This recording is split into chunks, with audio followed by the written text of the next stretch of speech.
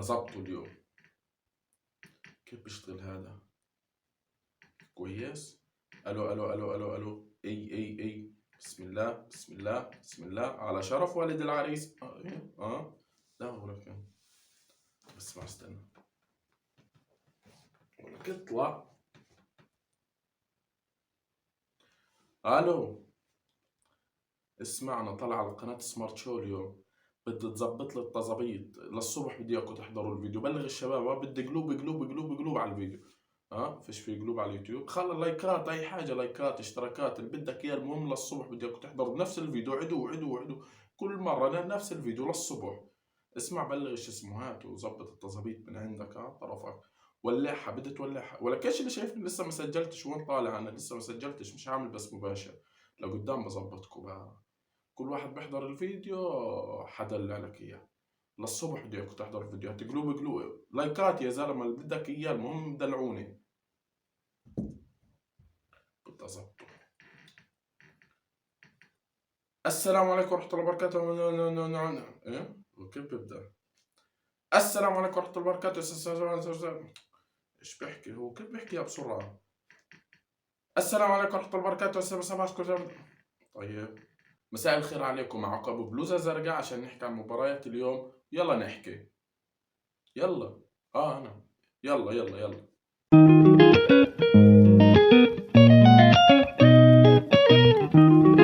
اليوم كانت مباراة الأهلي ضد فلامينغو لتحديد المركز الثالث في بطولة كأس العالم للأندية، وريال مدريد ضد الهلال السعودي لتحديد الفائز في البطولة. خلينا نتكلم عن المباراة الأولى، الأهلي ضد فلامينغو.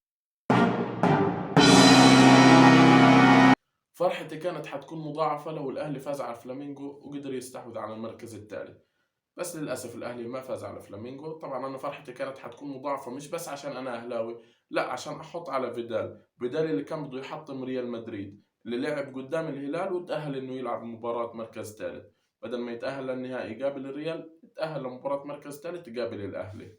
مجرد إنك تكون بتشجع نادي عربي فهذا إشي سعيد جدا إلك، إنك تلاقي فريقك في كأس العالم للأندية. بس إلي كأهلاوي إشي سعيد جدا طبعا إني ألاقيه في كأس العالم للأندية، بس انا من تعودت اني الاقي الاهلي في كاس العالم للانديه، عشان كده صار عندي متطلبات للاهلي، متطلبات من فريق النادي الاهلي في كاس العالم للانديه، لانه بالضبط الاهلي عمل مع جمهوره زي ما عملت المغرب في كاس العالم. المغرب في كاس العالم خرجت جميع العرب من قصه الاداء المشرف، وانه نطلع اقل خسائر بس باداء حلو ومش مشكله، راضيين وخلاص، المهم المشاركه. لا، الاهلي في كاس العالم للانديه وصلنا لمرحله انه صرنا نطلب البطوله لفريق عربي، مش شرط لفريق الاهلي، لكن فريق الاهلي هو الفريق العالمي يا جماعه، هو الفريق العالمي في الوطن العربي.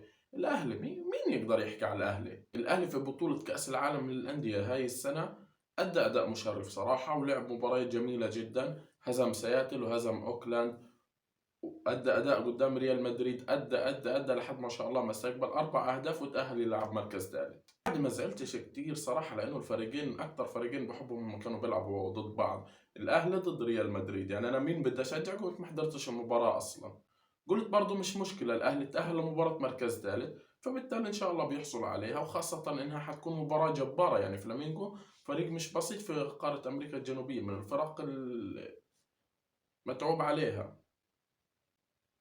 بين اليوم الأهلي وصل الملعب وبدأت المباراة، بعدين وين الأهلي؟ يغيب ويرجع يسيطر على المباراة، يغيب ويرجع يسيطر على المباراة. إيش في؟ فلامينغو سجل الهدف الأول، الأهلي عدل، علي معلول ما شاء الله عليه ضيع ضربة جزاء، قلت خلص أنا الأهلي هان يعطيه العافية. فيش شوية إلا الهدف الثاني للأهلي، إلا الهدف الثالث من الأهلي بضيع. لا، الأهلي سيطر، الأهلي مسك المباراة، خلص يا جماعة حسمنا المركز الثالث، دب 4-2 لفلامينغو. بس برضو شكرا للنادي الأهلي اللي خلانا كمشجعين عرب نطلب البطولة، مش بس نطلب إنه نوصل للبطولة أو نطلب تحديد مركز في البطولة، لا، نطلب البطولة، نطلب كأس البطولة. الأهلي يا جماعة فريق عالمي، عالي، مستوى عالي جدا، يعني صراحة فوق جميع مستوى الأندية العربية. النادي الأهلي أهلي يا جماعة، الأهلي يا أهلي، وزي ما عودنا النادي الأهلي له عودة وحيدهشنا فيها إن شاء الله. بس في شغلة حابب أتكلم عنها في مباراة النادي الأهلي، الحكم مصطفى غربال يا جماعة، هذا الحكم أنا عرفته في مباراة القاضية ممكن، القاضية ممكن، صراحة الحكم هذا أنا لليوم ما شفتش حكم زيه. ننتقل بكم إلى مباراة ريال مدريد ضد الهلال السعودي. مباراة النهائي اللي كانت بين ريال مدريد والهلال السعودي كانت جميلة جدا، خاصة انه الزعيم الآسيوي والهلال السعودي استقبل هدفين في بداية المباراة، بداية الشوط الأول وزيهم في بداية الشوط الثاني. بس لو شاهدت المباراة كويس حتلاقي انه فريق الهلال لولا التخبط والرهبة اللي كانت عنده في بداية الشوطين كانت النتيجة ممكن تكون أفضل من كده أو أكبر من كده لفريق الهلال، أو نتيجة غير متوقعة لفريق الهلال كمان، لأنه أدى أداء صراحة أداء مشرف جدا ولعب مباراة جميلة. 5-3 نتيجة رائعة للهلال، برضه استقبل 5 أهداف، هاي نتيجة كبيرة إنه يستقبلها، لكن تسجيله 3 أهداف على مرمى ريال مدريد هذا إشي كبير وإشي جميل جدا من فريق الهلال، خاصة إنه فريق آسيوي وعربي يعني، وبيلعب قدام ريال مدريد. ريال مدريد الزعيم يا جماعة، الملكي. يعني لو بدي اتكلم عن ريال مدريد حتكلم من دون تطبيل، لانه يعني بكفي اني اقول انه ريال مدريد اكثر فريق في العالم يتوج بكأس العالم للأندية. ريال مدريد كان محتاج هاي البطولة جدا. اول اشي بتريح مدربه، بتريح لعيبته، بتعطيهم دفعة كبيرة، وكمان بتريحهم او ممكن تعطيهم دافع قوي في مباريات الدوري، خاصة على الخازوق اللي قاعدين عليه، فرق ال8 نقط فرق مش قليل ما بين ريال مدريد وبرشلونة. يعني محتاج اقل شيء 3 مباريات برشلونة يسقط فيهم والريال يضل مكمل الموسم في سلسلة انتصارات. طبعا كلنا شايفين الوضع، بس برجع وبأكد انه هاي المباراة حتكون فارق لريال مدريد هذا الموسم، خاصة وانها اعطت دفعة للشباب، الشباب اللي كانوا مسيطرين على المباراة وهم اللي شكلوا الفارق لنادي الملكي، زي فالفيردي وزي سيبايوس لما نزل عن الدكة، وفينيسيوس اللي سجل الاهداف اللي حسيناه متعطش جدا للاهداف وما بدوش يشبع اهداف، خاصة انه سرق هدف سيبايوس. شفتوا كيف لطشه؟ لطشة فينيسيوس للهدف كانت اشي حلو يعني، بس ما تكونش من سيبايوس يعني، شوف حدا تاني مش حابينه ولا حدا مش فارقة معاه. سيبايوس جايب فورمة عالية والموسم هذا بيأدي أداء خرافي، خليه مكمل، بلاش هو، بلاش يا فينيسيوس. فوز ريال مدريد في البطولة ما بيشفع له إنه استقبل 3 أهداف. نادي الهلال حصل على 4 أو 5 فرص سجل منهم 3 أهداف. لو بدك تشاهد الأهداف مرة ومرتين وثلاثة و17 مش حتلاقي إنه الحق الأكبر على الحارس أو اللوم الأكبر على الحارس، حتلاقي اللوم الأكبر على الدفاع. وين كان دفاع ريال مدريد؟ الأسبوع الجاي عندكم مباراة دوري أبطال، أنتم بتلعبوا قدام فريق آسيا، وأنا مش تقليلا في نادي الهلال، لكن كلنا عارفين الفرق الأوروبية وغزارة الأهداف، وغزارة تسجيلهم للأهداف، وغريزة تسجيل الأهداف عندهم. فبالتالي انت عندك مباراة دوري ابطال الاسبوع الجاي قدام ليفربول، الفريق الواقع في الدوري الانجليزي بس ما بتضمنه في دوري الابطال. فبالتالي انت كم هدف بدك تستقبل؟